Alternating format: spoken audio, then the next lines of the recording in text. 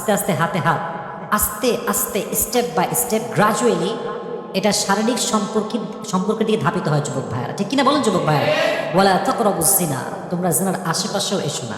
Even একটু ভালো করে খেয়াল করেন যুবক ভাইয়ারা, আমাদের নারীদের মাঝে এমন একটা সিস্টেম আজকে হয়ে গিয়েছে, স্বামী জাস্ট কিছুদিন বাহিরে গেলে, কিছুদিন সময়ের কমতি হলে, একটু দেওয়ার ক্ষেত্রে কম বেশি হয়ে গেলে মেয়েরা ডিফারেন্ট অপশন খুঁজতে শুরু করে দেয় যুবক ভাইরা, ঠিক কিনা বলেন?